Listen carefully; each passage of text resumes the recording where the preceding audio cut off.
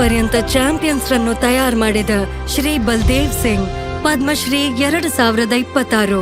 1950 November 15ರಂದು ಪಂಜಾಬ್ನ ಲುಧಿಯಾನದ ಕೃಷಿಕರ ಕುಟುಂಬದಲ್ಲಿ ಹುಟ್ಟಿದ ಬಲ್ದೇವ್ ಸಿಂಗ್ ಆರ್ಥಿಕತೆಯ ತೊಂದರೆಯಿಂದಾಗಿ ಬಾಲ್ಯದಲ್ಲೇ ಕಷ್ಟ ಎದುರಿಸಬೇಕಾಯಿತು. ಬಾಲ್ಯದಲ್ಲಿ ಮೊದಲ ಬಾರಿಗೆ ರಾಷ್ಟ್ರೀಯ ಮಟ್ಟದ ಹಾಕಿ ಪಂದ್ಯ ನೋಡಿದ್ದೆ. ಆಗ ಭಾರತದ ಕೆಲವು ಶ್ರೇಷ್ಠ ಅಂತಾರಾಷ್ಟ್ರೀಯ ಹಾಕಿ ತಾರೆಯರು ಆಡುತ್ತಿದ್ದರು. ಅವರ ಆಟಕ್ಕೆ ಆಕರ್ಷಿತನಾಗಿ ತಕ್ಷಣವೇ ಹಾಕಿಯನ್ನು ನಾನು ಪ್ರೀತಿಸಲು ಶುರು ಮಾಡಿದೆ. ಬಲ್ದೇವ್ ಸಿಂಗ್ ಬೆಂಗಳೂರಿನ ರಾಷ್ಟ್ರೀಯ ಕ್ರೀಡಾ ಸಂಸ್ಥೆಯಿಂದ ಹಾಕಿ ತರಬೇತಿಯಲ್ಲಿ ಡಿಪ್ಲೊಮಾ ಕೋರ್ಸ್ ಮಾಡಿದ್ರು. ಅವರು ಹರಿಯಾಣ ಕ್ರೀಡಾ ಇಲಾಖೆಗೆ 1981ರಲ್ಲಿ ಸೇರಿದ್ರು ಮತ್ತು ಶಾಬಾದ್ ಮಾರ್ಕಂಡದಲ್ಲಿ ಕೋಚ್ ಆದ್ರು. ಶಾಬಾದ್ ಅವರ ಕರ್ಮಭೂಮಿ ಆಗಿತ್ತು. ಅದಕ್ಕೆ ಮೊದಲಾಗಿ ಅವರು ಶಾಬಾದ್ನಲ್ಲಿ ಹಾಕಿ ಮೈದಾನ ನಿರ್ಮಿಸಿದ್ರು.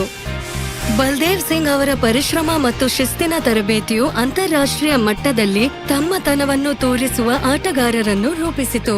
ಬೇಗನೆ ಭಾರತದ ಪುರುಷರ ಹಾಕಿ ತಂಡದ ತರಬೇತುದಾರರಾದ್ರು. ತಂಡವು ಹಲವಾರು ಬಾರಿ ಗೆಲುವು ದಾಖಲಿಸಲು ಸಹಾಯ ಮಾಡಿದ್ರು.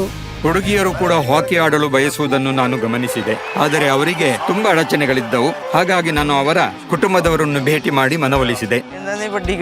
ಹುಡುಗಿಯರು ದೂರದ ಜಾಗದಲ್ಲಿ ಆಡುವಾಗ ಅವರನ್ನು ಕರೆದುಕೊಂಡು ಹೋಗಿ ಬರಲು ಒಂದು ದೊಡ್ಡ ಕಾರು ತೆಗೊಂಡ್ರು. ಅಗತ್ಯವಿರುವವರಿಗೆ ಆರ್ಥಿಕ ಸಹಾಯವನ್ನು ನೀಡುತ್ತಿದ್ದರು. ಹಾಕಿ ಯುವಕರಿಗೆ ಕೀರ್ತಿ, ಮನ್ನಣೆ, ಗೌರವ ಮತ್ತು ಉದ್ಯೋಗ ಅವಕಾಶ ತಂದುಕೊಟ್ಟಿತು. ಹುಡುಗಿಯರ ಪ್ರಗತಿಯು ಭಾರತದ ಪ್ರಗತಿಗೆ ನಾಂದಿಯಾಗುತ್ತದೆ.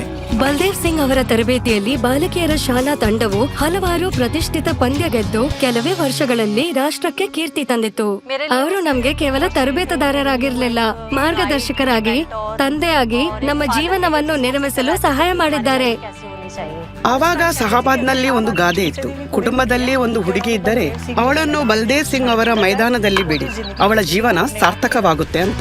ಸದ್ಯದಲ್ಲಿ ಶಾಬಾದ್ನಿಂದ ಬರುವ ಹೆಚ್ಚಿನ ಆಟಗಾರರಿಂದಾಗಿ ಭಾರತದ ಹಾಕಿ ನರ್ಸರಿ ಎಂಬ ಬಿರುದನ್ನು ಗಳಿಸಿತು.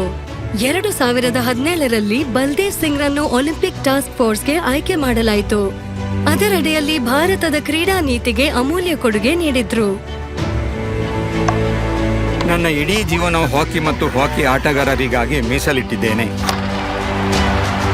ಬಲ್ದೇವ್ ಸಿಂಗ್ ಕೇವಲ ಒಬ್ಬ ವೈಯಕ್ತಿಕ ತರಬೇತುದಾರರಲ್ಲ, ಸ್ವತಃ ಒಂದು ಸಂಸ್ಥೆ ಇದ್ದಂತೆ. ಶ್ರೀ ಬಲ್ದೇವ್ ಸಿಂಗ್ ಪದ್ಮಶ್ರೀ 2026. ಕೋಟಿ ಕೋಟಿ ನಮಸ್ಕಾರ.